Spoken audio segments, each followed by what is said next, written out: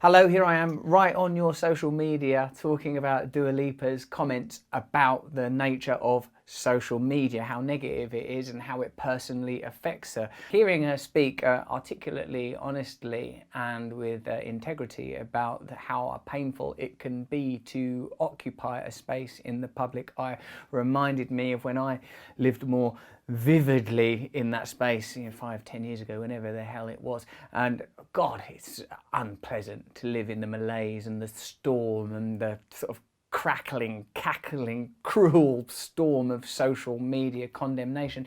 It makes me wonder why. It makes me wonder, is it possible for Dua Lipa's suggestion that it becomes a place to share positivity and encourage kindness?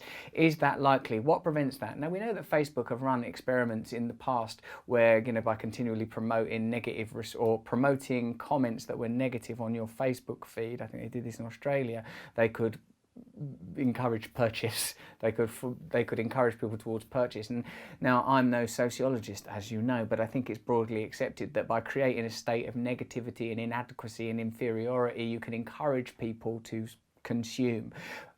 A basic sort of algebra of being is, if people are content, if people are happy, they don't want more. They're not looking to resolve the inner friction, inner tension, and sort of a, what do I want to say, deficit by purchase, by making acquisitions. And I think there are many advantages for sustaining cultures of fear, anxiety, inadequacy, anger.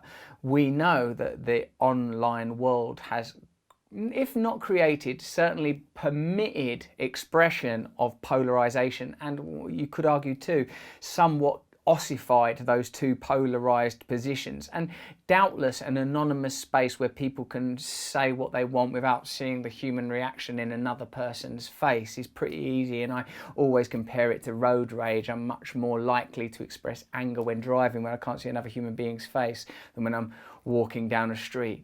All of us sort of tumble inward into a place of inadvertent solipsism where we're not aware of other people's essential humanity. And let's face it, public discourse encourages that, whether it's the left talking about the alt-right and its tendencies towards misogyny and old forms of prejudice, old traditional forms of prejudice, or left-wing condemnation of people that haven't yet learned the vocabulary and language that's acceptable and promotable, and you could argue necessary for us to advance, respect and understand one another.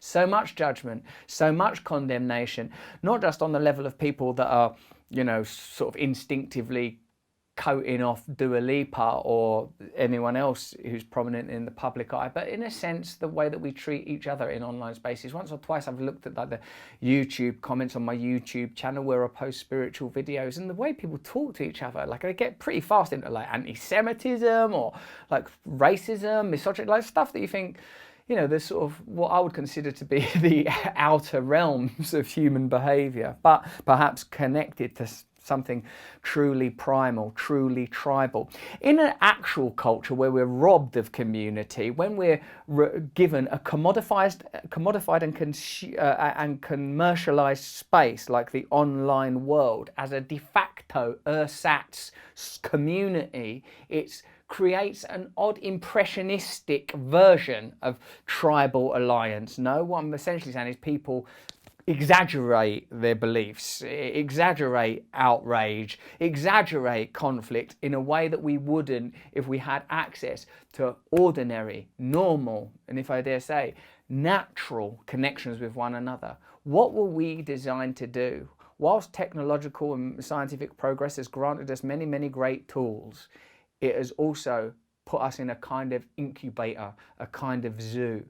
What are we designed to know? 150, 200 people? Are we that different from the great apes that are our 2% DNA equivalents? Oughtn't we try to somehow recreate conditions that are somehow comparable or at least connected to who we actually are, where we look into people's eyes and go, oh my God, don't just blindly and mindlessly criticize someone because that's a human being like me. All of our interactions are commodified. Even this that you're watching now, data will be harvested on a phone that you've paid for, when an advert will come up. We are living in an extremist culture. We live in an ideology that is so immersive, so enmeshed, that we don't even think about it, the same way as I'm unable to correctly criticise the English language because I have no comparative language from where to view it. So I would say it's great that Dua Lipa has started this conversation or contributed to this conversation. The one thing that I would disagree with is it ain't necessary to look at the negative stuff. You know, protect yourself from that. Protect yourself from that negativity. Be drawn to beauty. Connect yourself to things that are encouraging and loving. Don't nurture the negative things within you. What are you really? You are the awareness. You are the witness. If you cultivate relationships with negative things, then these will become more prevalent in your life. If you like that video, why don't you have a look at Clean Up Your Feed? Another video I've done. Subscribe to my YouTube channel. Follow me wherever you want. Not, you know. See ya.